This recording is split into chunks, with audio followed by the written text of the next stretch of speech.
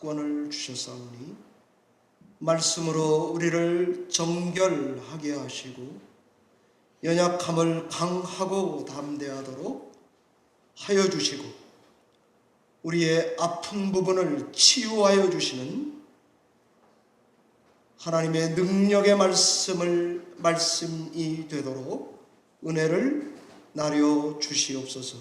이 시간을 주께 의지하옵고 예수님 이름으로 기도하옵나이다.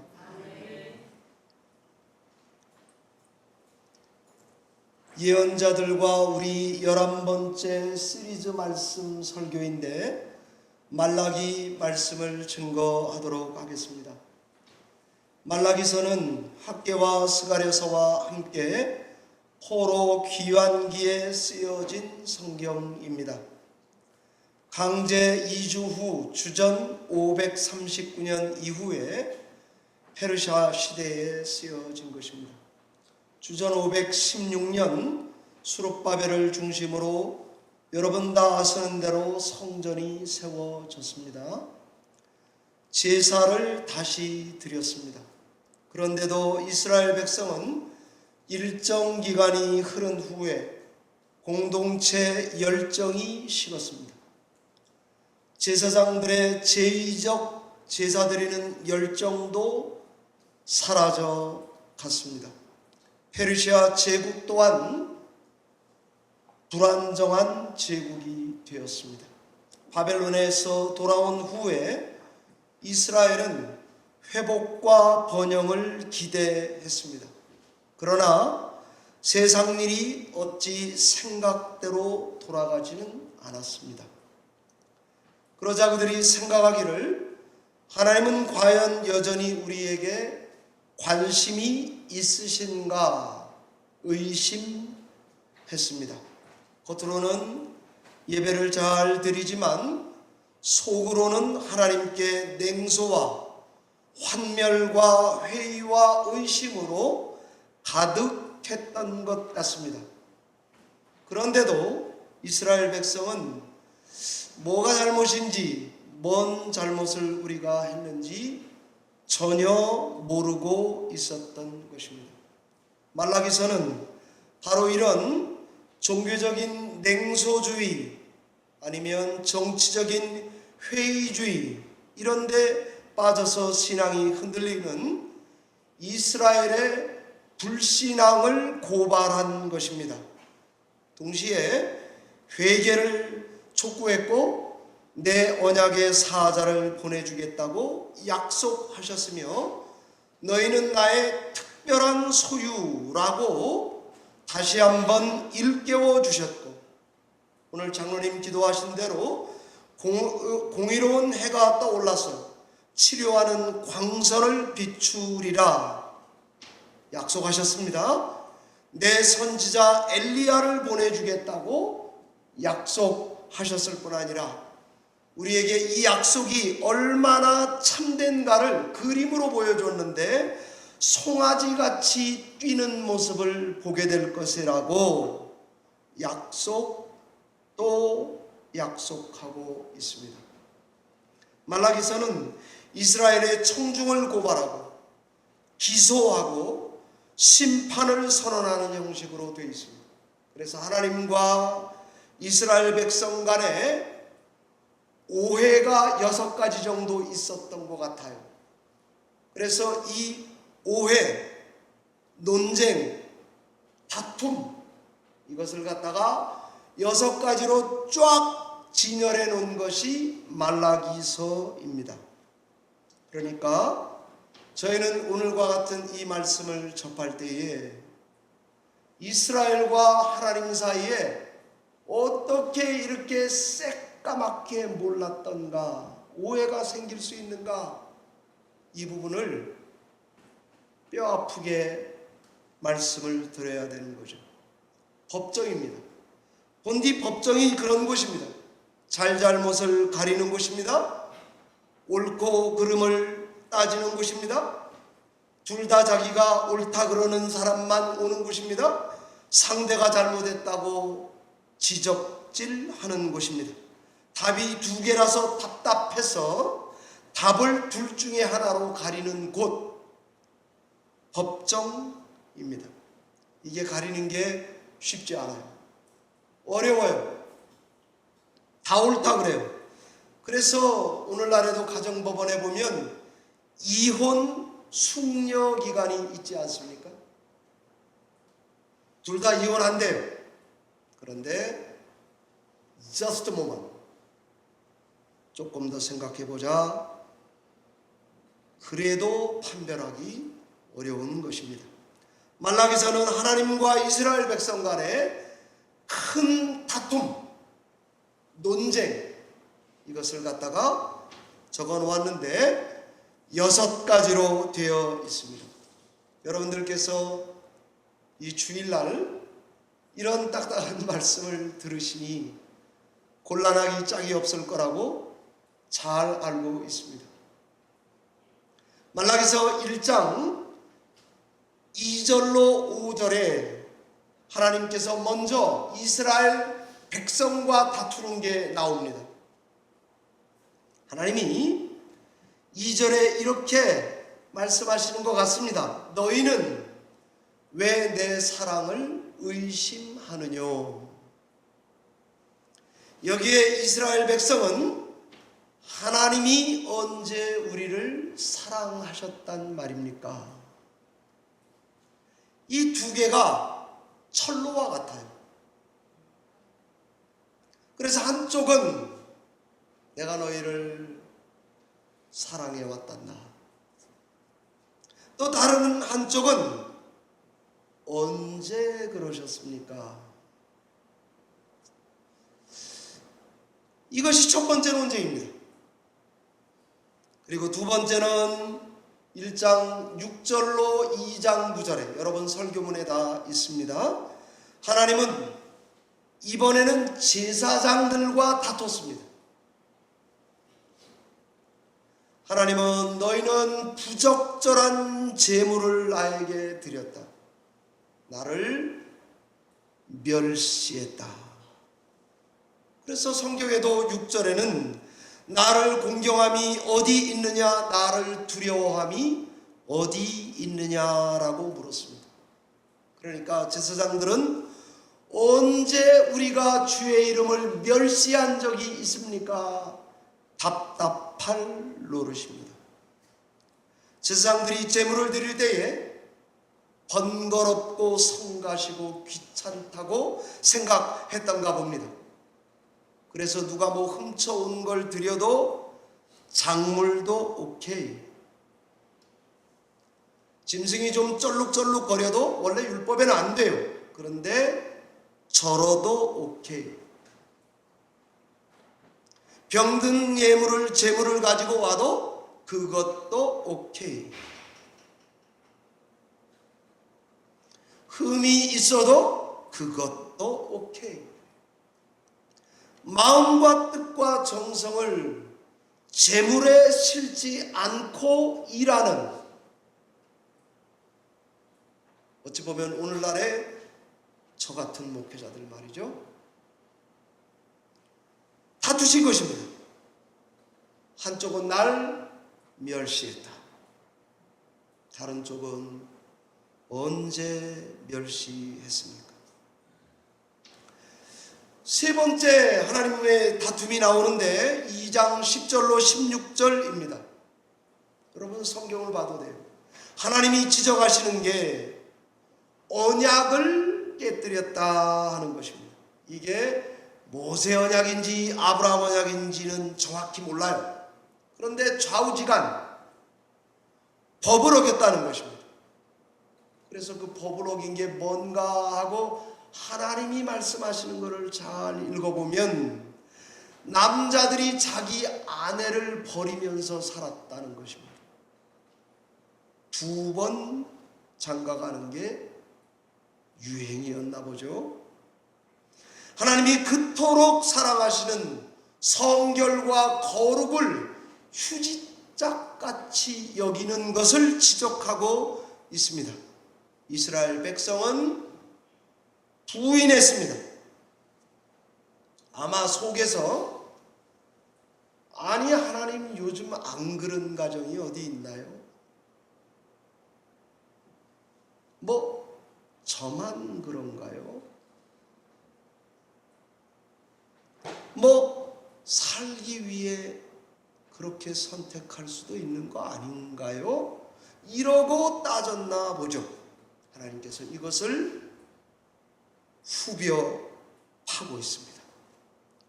네 번째는 2장 17절로 3장 5절에 나옵니다. 이스라엘 백성은 그렇게 생각하면서 신앙하면서도 속으로 하나님에 대해서 이렇게 생각했다는 것입니다. 하나님은 인생을 대할 때에 불공평하셔. 17절에 너희는 나에게 우리가 어떻게 하나님을 괴롭혔습니까? 라고 따져 묻고 있다는 것입니다.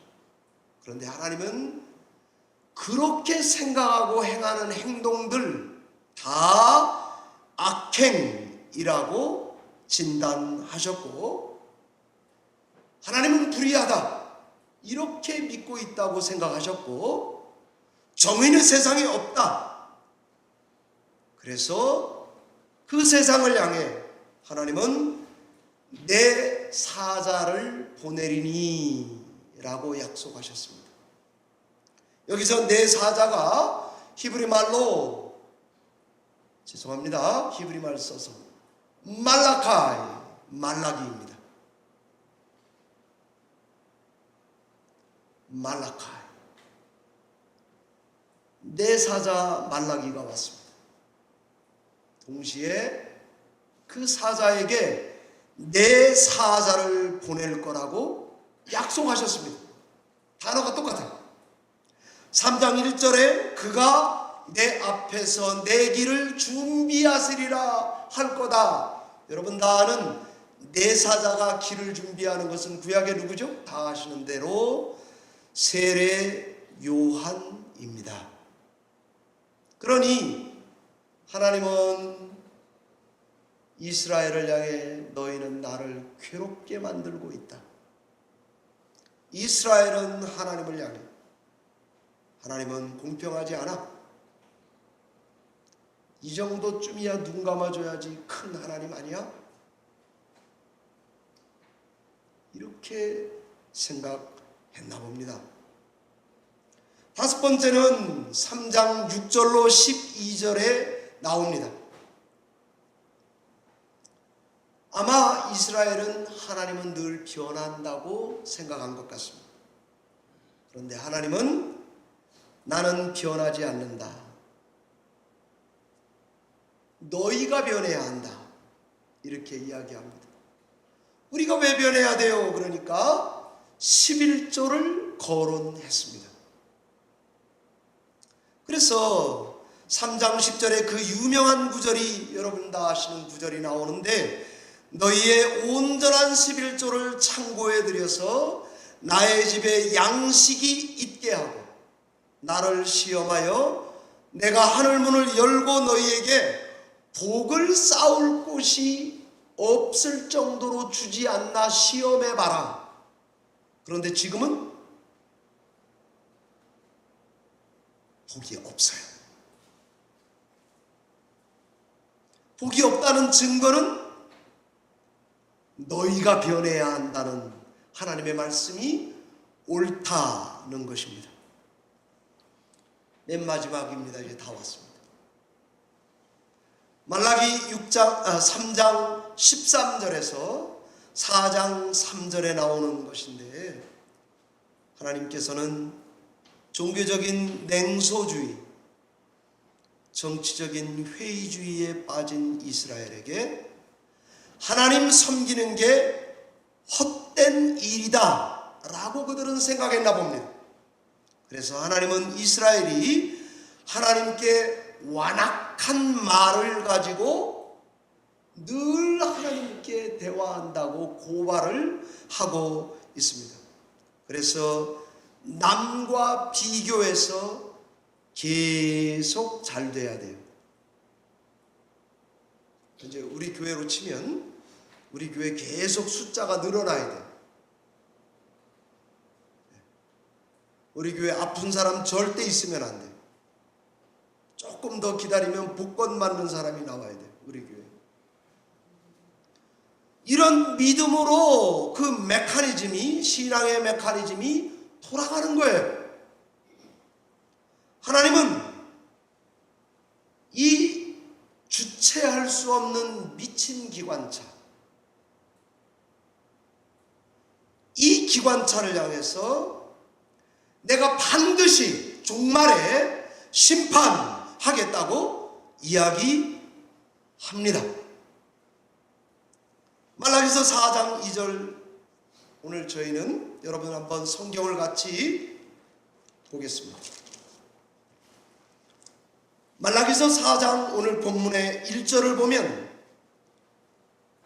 누가 읽어도 거기는 심판의 말씀입니다. 왠가 하면 용광로 불같은 날이 올 것이라는 심판의 말씀입니다. 그러나 2절은 공의로운 해가 떠올라서 치료하는 광선을 비추고 외양간에서 나온 송아지같이 뛸 거라고 하는 구원의 복음입니다. 그런데 3절은 너희가 악인을 밟을 것이니 그들이 내가 정한 날에 너희 발바닥 밑에 재와 같을 거라고 하는 심판의 승리를 선언하는 말씀으로 되어 있습니다. 1절은 심판이에요. 2절은 구원이에요. 3절은 심판이에요. 이제 이 성경이 강조하는 바는 2절이라고 하는 것을 알 수 있습니다. 왠가 하면 제가 자주 말씀드리는 햄버거 구조로 되어 있기 때문입니다. 그러니까 햄버거에서 제일 중요한 것은 빵도 중요하지만 버티가 중요해요. 가운데 2절이 중요해요. 그래서 저는 오늘같이 이 거룩한 주일에 사랑하는 성도님들에게 신뢰를 무릅쓰고 2절의 말씀을 집중하여 전하려고 여기까지 끌고 오는 것입니다. 자, 사랑하는 성도 여러분, 말라기에 나오는 엘리야는 누구를 말합니까? 세례 요한입니다. 말라기가 고대한 엘리야 같은 선지자라고 마태복음 11장, 누가복음 7장 18절 이하가 이미 해석을 해 놓았습니다. 그러니까 엘리야는 세례 요한입니다. 복음서 중에 제일 첫 번째 쓰여질 것으로 추측되는 마가복음 1장을 여러분이 머릿속에 다 알고 계실 것입니다. 말라기서에 나오는 이 세례 요한에 대한 말씀이 나오는데 마가복음 1장 1절이 뭐죠? 예수 그리스도의 세계라, 복음의 시작이다, 이 말이 나옵니다. 그런데 2절과 그 다음 3절은 말라기 3장 1절의 말씀과 이사야서 40장 3절을 섞어놓은 거예요. 그러면서 마가가 하고 싶었던 얘기는 예수 그리스도를 우리에게 말하고 싶었습니다. 자, 그러면 내 사자 엘리야로 세례 요한을 보냈습니다. 그가 주님 오시는 길을 예비했습니다. 예수 그리스도가 오셨습니다. 그리고 우리는 그 이후의 시간을 살고 오늘과 같이 말라기 4장 1절로 6절의 말씀을 전해받고 있습니다. 저는 이 말씀을 붙들고 어떻게 신앙해야 되는가 하는 말씀을 전하고 마치려고 합니다.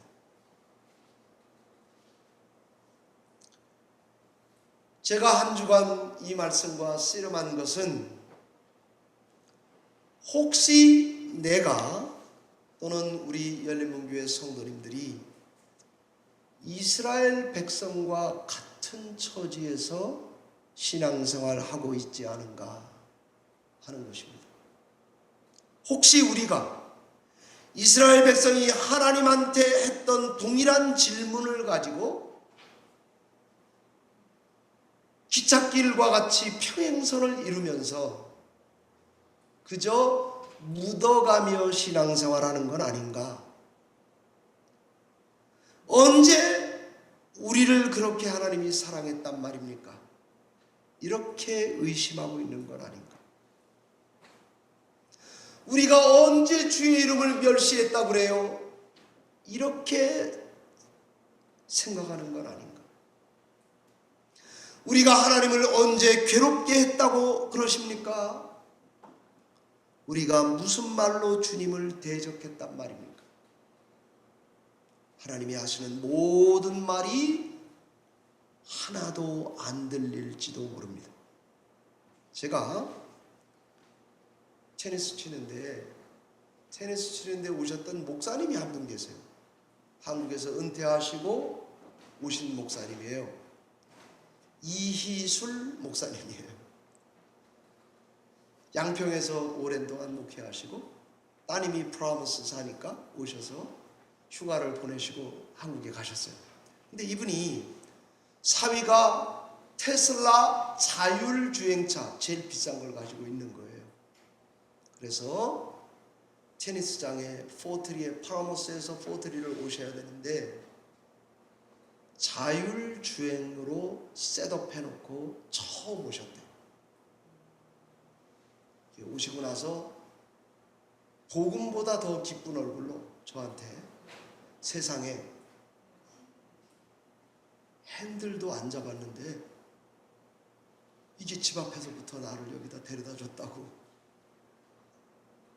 세상에 그런 일이 있더라고 그러시더라고요.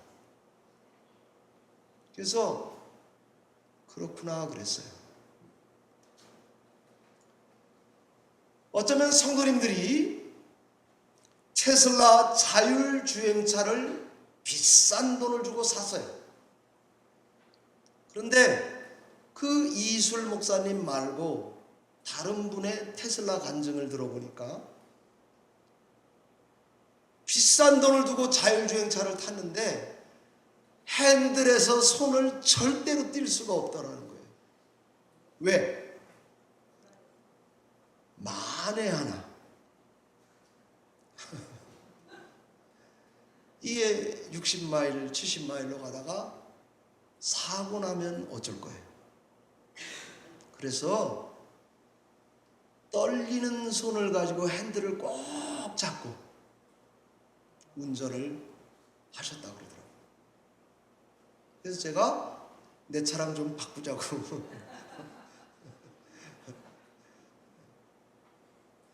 마치 이런 식입니다.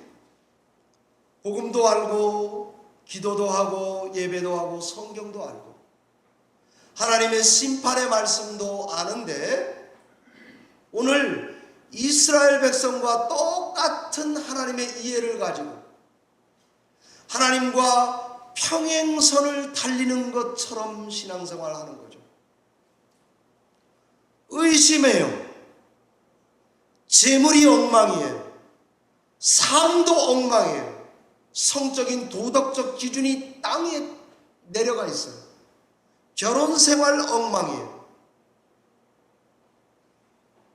하나님께서 포로 생활을 하게 했으면 어떻게 생각해야 됩니까?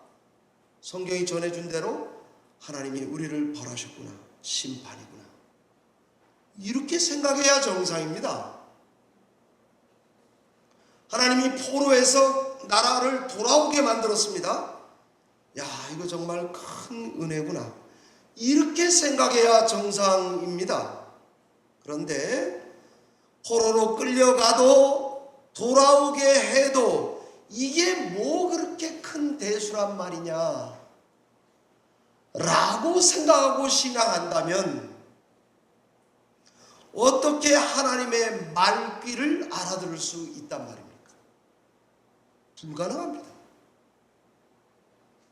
그러니까 말라기서를 보면서 내가 우리 성도님들에게 또는 저 자신에게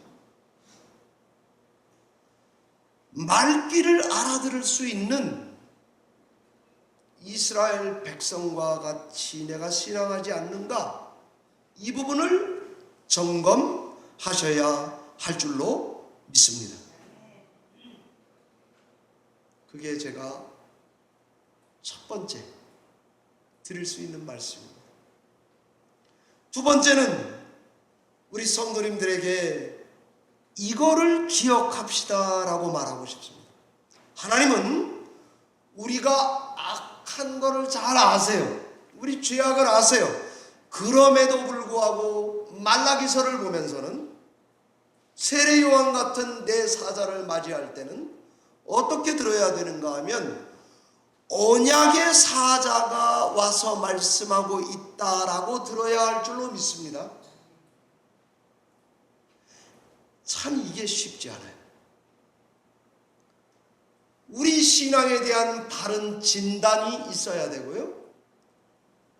하나님이 들려주는 진단을 듣고 바른 처방을 할 수 있을 때에 그게 바로 참된 복음인 줄 믿으시기를 바랍니다. 이스라엘이 회복될 거다. 의로운 제물이 드려질 거다. 하나님의 기쁨이 될 거다.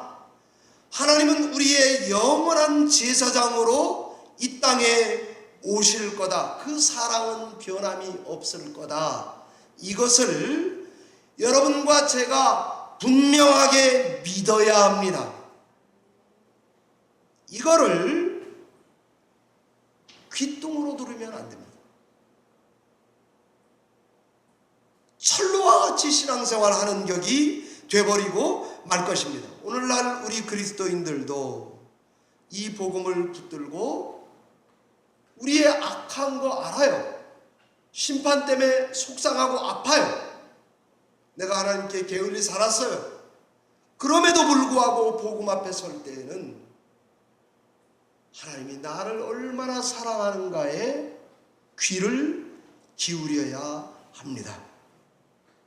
여러분 꼭 예배할 때 이 뒷부분이 강조해서 신앙생활을 하지 않으면 사단이 우리의 귀를 계속 간지럽힐 것입니다. 의심하게 만들 것입니다.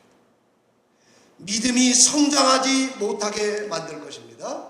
우리가 그나마 들고 있는 등불을 말 아래 두는 어리석은 자로 만들 것입니다. 복음의 등불을 등경에 걸어두시기를 주의 이름으로 축원합니다. 쉬지 말고 기도하라. 이거는 약속 있는 복음입니다. 기뻐하라. 범사에 감사하라. 너희를 향한 예수 안에서의 하나님의 뜻이다. 이거는 영원한 약속 있는 복음인데, 바벨론에 좀 끌려간 거 그럴 수도 있지 돌아온 거 정치가 그렇게 상황이 돼서 그런 거지 이렇게 생각해 가지고는 오늘 우리 장로님 기도하신 대로 신앙의 경거를 회복할 수 없습니다. 그래서 하나님의 말씀을, 말라기서 같은 이런 말씀을 대할 때 우리는 아프지만 하나님 앞에 나의 악함을 인정해야 합니다. 동시에 하나님의 초대를 기꺼이 면 없어도 받아들여야 합니다. 그게 우리가 지금 회복해야 될 신앙의 모습입니다. 여러분, 제가 토요일날 새벽 예배 때 말씀 전하면서 또 깨닫게 되는 것인데, 역대상 28장에 다윗은 내가 피를 너무 많이 흘려서 하나님이 나에게 성전을 못 짓게 하셔. 솔로몬 아들, 네가 좀 줘. 이렇게 하고 이 무거운 일, 엄청난 대업을 아들에게 떠맡긴 게 아니에요. 내가 피를 많이 흘려서 하나님의 거룩한 성전에 적합하지 않구나. 거기까지 우리도 해야 돼요. 그리고는 그럼에도 불구하고 하나님이 성전 짓는 것을 기뻐하신다는 것을 알아서 성전 건축 준비를 하고 조직을 새롭게 하고 아들에게 부탁하고 그 다음에는 자기도 건축의 일에 열심히 뛰어드는 것을 알 수가 있습니다. 저는 오늘날 우리 신앙인들의 모습이 이 부분이어야 한다고 확신합니다. 꼭 그렇게 믿으셔야 합니다. 제가 한국에 가니까 저희 어머니가 저를 얼마나 사랑하시는지 몰라요. 진짜 털어내고 싶을 정도로 사랑하세요. 에? 그 어머니가 이제 낙심한 걸 보면 제가 너무 안타까우니까 기도를 뜨겁게 한다고. 예수님의 이름으로. 제가 교회에서도 이렇게 잘 기도 안 하는데 어머니 앞에서 막 하여튼 뭔 재주를 다 피워서라도 우리 어머니 마음이 낙심하면 안 되겠다. 열심히 기도하고 설명하고 밥 먹을 때마다 기도하고 그래서 기름칠을 하니까 좀 이제 돌아갔어요. 자, 그런데 이제 빠이 하고 제가 미국에 왔어요. 저희 어머니는 아들이 떠나고 난 이후부터 이제부터 지팡이를 혼자 짚고 정한 시간에 약을 먹어야 되고 정한 시간이 되면 동네를 2바퀴 돌아야 되며 몸 상태가 괜찮으면 교회를 가셔야 한다는 말씀을 드렸습니다. 자, 우리 어머니에게 말라기서는 뭔 말을 하는 것입니까? 하나님의 은혜면 다 잘 된다. 병이 날 거다. 걱정 없다. 아들이 떠나고 나니까 허망해요. 이제 신자 저희 어머니는 어떻게 살아야 합니까? 지팡이를 집어야 되고 공복의 약을 먹으면 안 되기 때문에 밥을 반드시 두유를 하나 드셔야 되고 시간이 되면 복지센터에서 오는 버스를 타고 죽으나 사나 가야 하는 것입니다. 제가 존경했던 우리 교회에도 와서 말씀을 전했던 저의 스승 목사님이 계세요. 한국 가서 만났습니다. 너무 기쁘더라고요. 목사님이 아브라함처럼 노인이 되셨어요.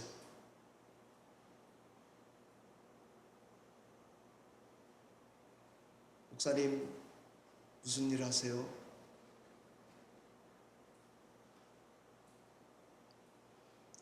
이 나이에 교회에서 설교할 때는 없고 내가 빌딩 위에 가서 청소를 하면서 살아간다네.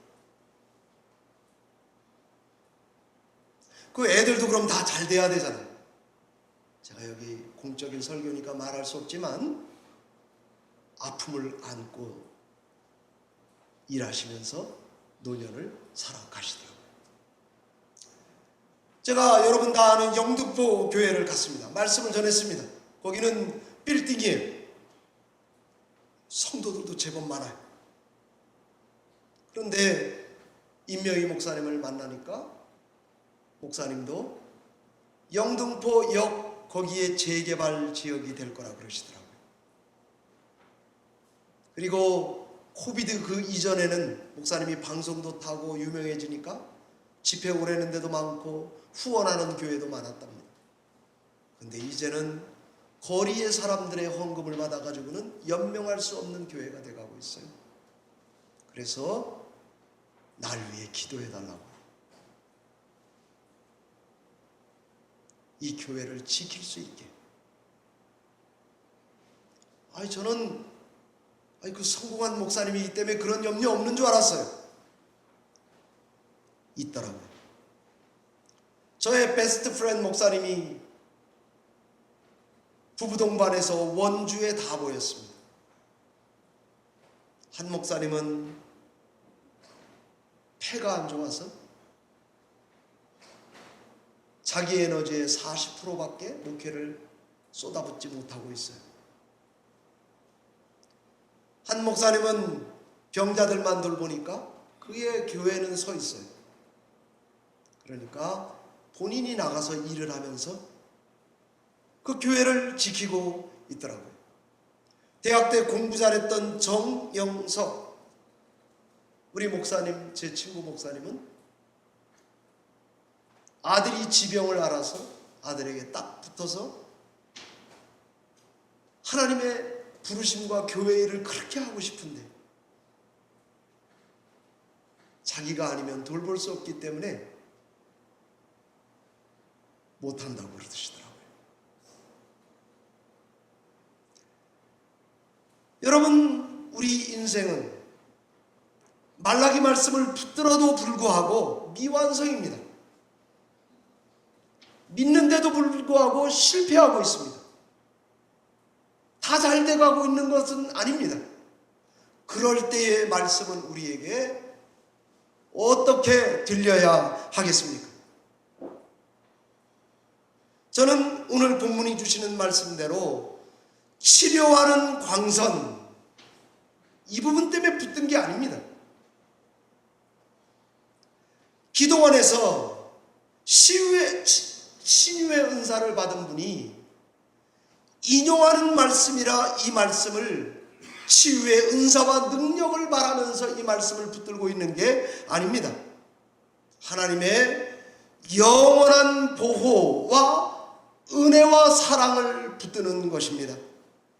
내 이름을 경외하는 자, 나의 특별한 소유가 된 신자들에게 공의로운 해가 떠올라서 치료하는 광선을 비추리니 약속하고 있습니다.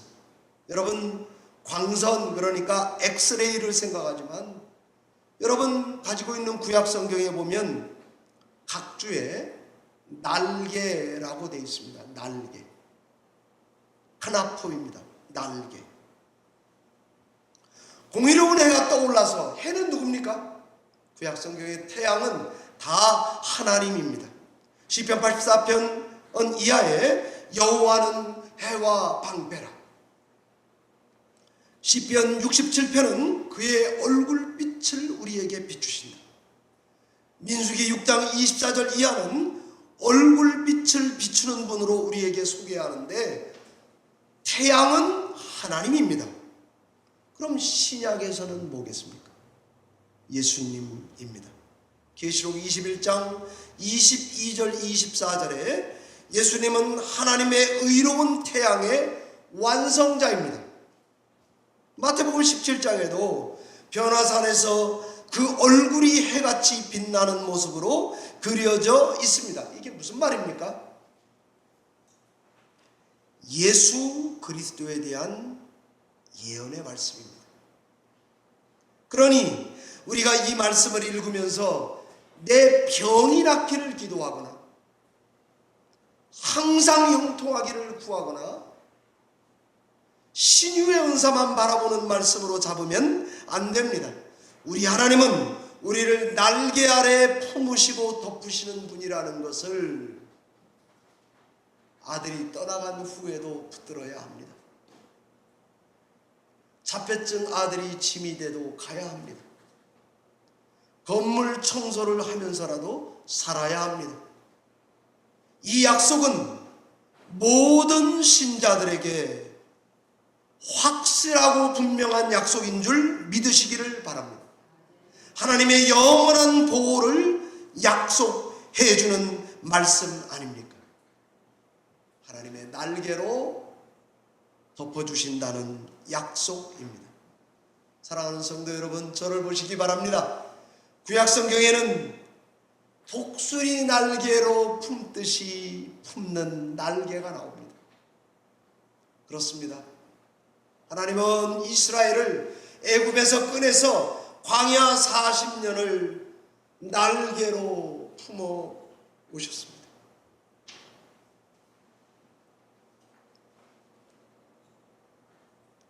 롯은 보아스의 옷자락 아래서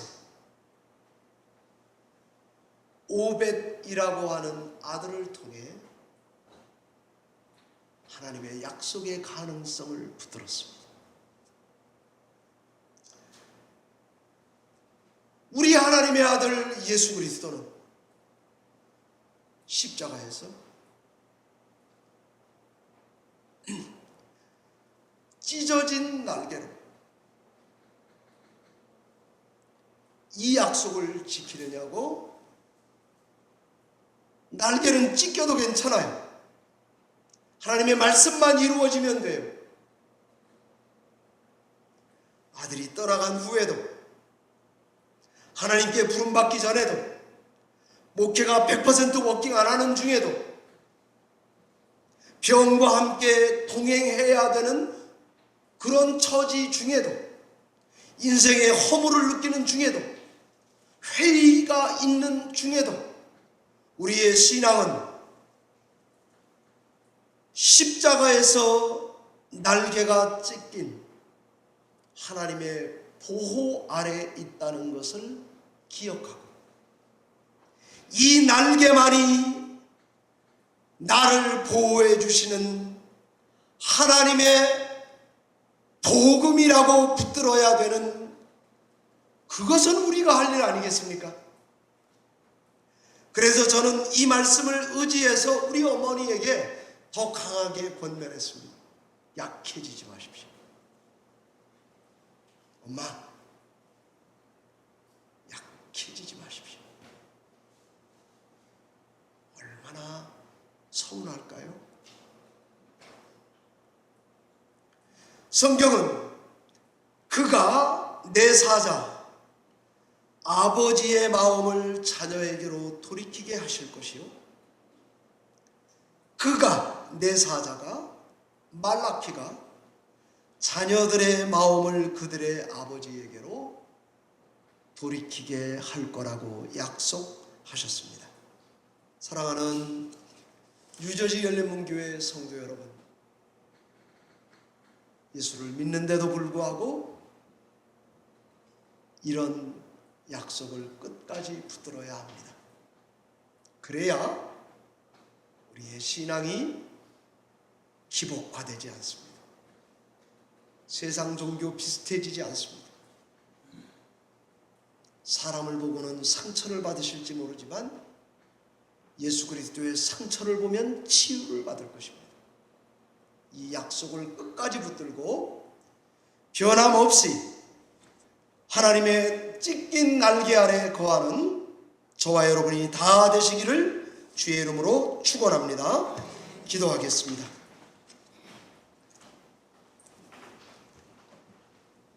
살아계신 하나님 아버지, 귀한 말씀 통하여 우리의 심령과 영혼이 찢긴 날개 아래서 안식하게 하시고 보호받게 하시고 하나님의 사랑과 은혜를 떠나지 않는 성도들이 다 되도록 함께하여 주시옵소서. 예수님 이름으로 기도하옵나이다. 아멘.